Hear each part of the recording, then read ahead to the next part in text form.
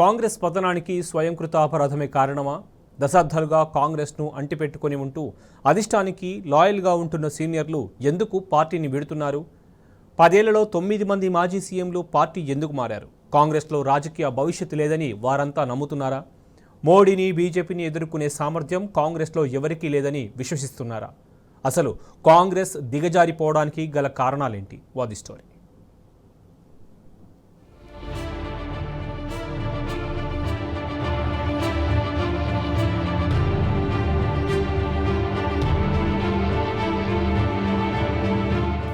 కర్ణుడి చావుకు 100 కారణాలు అన్నట్లు దేశంలో కాంగ్రెస్ పార్టీ కన్మరుగవుతుందనడానికి అనేక కారణాలు కళ్ల ముందు కనిపిస్తున్నాయి. 138 ఏళ్ల కాంగ్రెస్ పార్టీ పాపాల పుట్ట నేడు ఉసిళ్ల పుట్టగా పగులుతోంది. 60 ఏళ్లు దేశానికి చేసిన అన్యాయాలు ఇప్పుడు ఆ పార్టీని మింగేస్తున్నాయి. వారసత్వ రాజకీయాలను నమ్ముకున్న కాంగ్రెస్ పార్టీలో విభేదాలు ఒక్కొక్కడిగా బయటపడుతున్నాయి. వరుసగా సీనియర్లు హస్తానికి హ్యాండ్ ఇస్తుండటంతో పార్టీ దిక్కులేనిదిగా మారుతోంది. కార్యకర్తలకు దిశానిర్దేశం చేసే సమర్థవంతమైన నేత లేకపోవడంతో ఒంటరిగా మిగులుతోంది. కాంగ్రెస్ పార్టీ ఒకప్పుడు దేశ రాజకీయాలను శాసించింది. స్వాతంత్ర సమయం నుంచి ఇప్పటి వరకు నెహ్రూ, ఇందిరా, రాజీవ్, సోనియా, రాహుల్ తమ ఆధిపత్యాన్ని చూపిస్తూ వస్తున్నారు. పార్టీలో రెండో వ్యక్తి తెరపైకి రాకుండా చూస్తున్నారు. కాంగ్రెస్ అంటే గాంధీ ఫ్యామిలీ, గాంధీ కుటుంబం అంటే కాంగ్రెస్ అనేంతలా జనాల్లో ముద్రపడిపోయింది. కానీ నేడు కాంగ్రెస్ మునుగుతున్న నావను తలపిస్తోంది. గతమెంతో ఘనం, వర్తమానం బాధాకరం, భవిష్యత్ శూన్యమనేలా కాంగ్రెస్ తీరు ఉంది.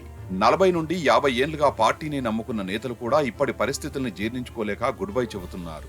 దీంతో పార్టీ పునాదులు కదులుతున్నాయి.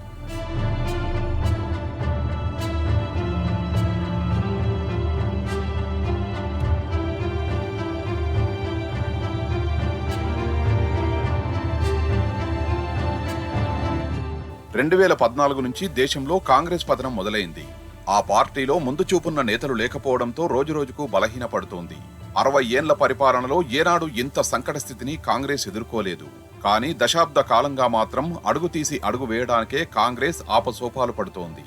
ముఖ్యంగా 10 ఏళ్లుగా బీజేపీ దూకుడు కాంగ్రెస్ తట్టుకోలేకపోతుంది. ఎంతసేపు సోనియా, రాహుల్, ప్రియాంక గాంధీలను ప్రసన్నం చేసుకోవడమే తప్ప పార్టీ కోసం పనిచేయడం నేతలు మర్చిపోయారు. ఇది కూడా కాంగ్రెస్ పార్టీకి తీవ్ర ఎదురుదెబ్బగా మారుతోంది. జాతీయ కాంగ్రెస్ కమిటీల నుంచి రాష్ట్ర స్థాయి కమిటీల వరకు కొంతమంది నేతల ఏకపక్ష నిర్ణయాలు కూడా అగ్నికి ఆజ్యం పోస్తున్నాయి. కాంగ్రెస్ ఓ మహాసముద్రమని ఆ పార్టీలో నేతలు చెప్పుకుంటూ ఉంటారు. కానీ ఇప్పుడు ఆ మహాసముద్రం నుంచి నేతలు వరుసబెట్టి ఒడ్డుకు కొట్టుకుంటూ వెళ్తున్నారు. ఇతర ప్రత్యామ్నాయాలను చూసుకుంటున్నారు.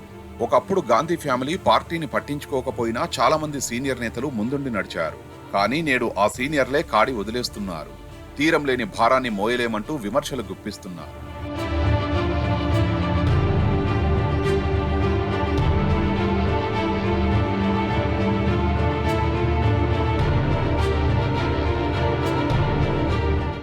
కాంగ్రెస్ అధిష్టానం వైఖరి నచ్చక 2014 నుంచి చాలా మంది సీనియర్లు రామ్ చెప్పారు. ముఖ్యంగా గ్రూప్ 23 పేరుతో మోస్ట్ సీనియర్ నేతలు అధిష్టానం నిర్ణయాలను తప్పుబట్టారు. అవగాహన లేని రాహుల్ గాంధీ చేతిలో పార్టీ పెడితే తీవ్ర ఇబ్బందులు తప్పవని వారు హెచ్చరించారు. దీంతో వారిపై కూడా కాంగ్రెస్ కక్ష సాధింపు చర్యలకు పాల్పడింది. దీంతో పార్టీ తీరును వ్యతిరేకిస్తూ గులాం నబీ ఆజాద్, కపిల్ సిబల్ వంటి కీలక నేతలు తప్పుకున్నారు. ఇప్పుడు పార్లమెంటు ఎన్నికల ముందు కూడా కాంగ్రెస్ పార్టీకి నేతలు శాకిస్తున్నారు. ఈసారి కూడా కేంద్రంలో అధికారంలోకి వచ్చే అవకాశాలు కనుచూపు మేరలో కనిపించడం లేదు. దీంతో నిరాసక్తతతో నేతలు జంప్ అవుతున్నారు. ముఖ్యంగా 5 రాష్ట్రాల అసెంబ్లీ ఎన్నికల సమయంలో పార్టీ వ్యవహరించిన తీరుపై నేతలు గుర్రుగా ఉన్నారు. కొన్ని రాష్ట్రాల్లో తిరిగి అధికారంలోకి వచ్చే అవకాశాలు ఉన్నా సరైన నిర్ణయాలు తీసుకోలేదని, అందుకే ఓడిపోయిందని నేతలు ఆరోపిస్తున్నారు.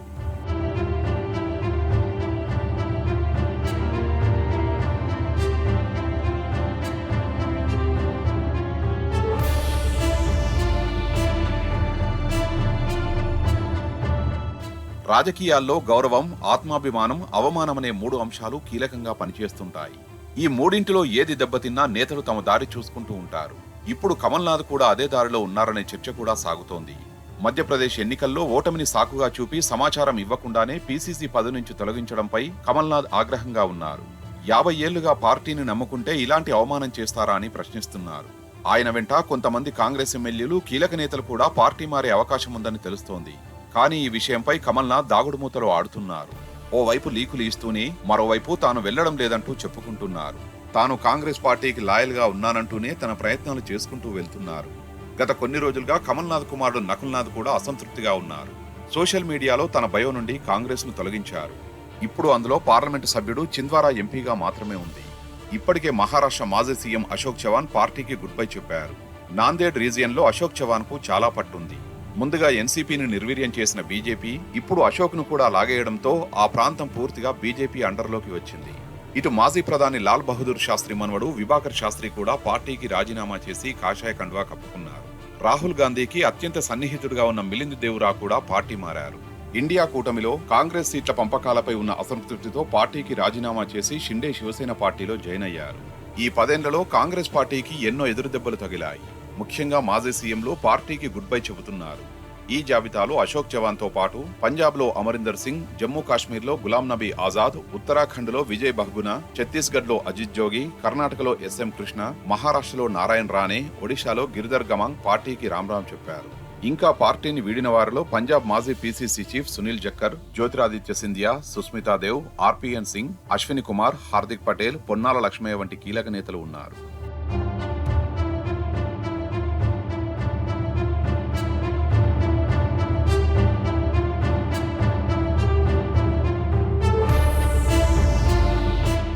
మరోవైపు రామమందిర ప్రారంభోత్సవం కూడా కాంగ్రెస్ ను పుట్టిముంచింది.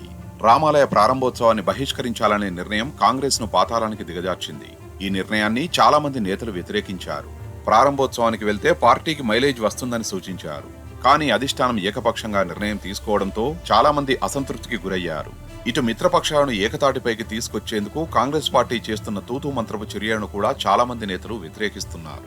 ఎన్నికల కోసం బీజేపీ స్పీడ్గా వెళ్తుంటే కాంగ్రెస్ చర్యలు మాత్రం నిరాశాజనకంగా ఉన్నాయి. మిత్రపక్షాలను పట్టించుకోకుండా ఏకపక్షంగా తీసుకోవడం కూడా పార్టీ కుదేలవ్వడానికి మరో కారణంగా నిలుస్తోంది.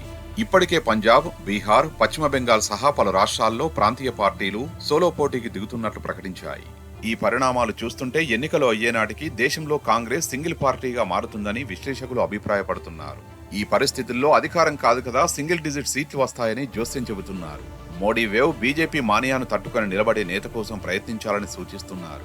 అయితే ఎంతసేపు కాంగ్రెస్ పార్టీ రాహుల్ గాంధీని ఓ లీడర్గా తయారు చేయాలని విశ్వ ప్రయత్నాలు చేస్తోంది. కానీ అవి బెడిసి కొడుతున్నాయి. దీంతో మరో దారి లేక పార్టీ కూడా నష్ట నివారణ చర్యను వేగంగా చేపట్టలేకపోతోంది. కాంగ్రెస్ ఇదే ఒరవడి కొనసాగితే రానున్న రోజుల్లో కాంగ్రెస్ కు మరింత గడ్డుకాలం తప్పదంటూ పొలిటికల్ అనలిస్టులు హెచ్చరిస్తున్నారు.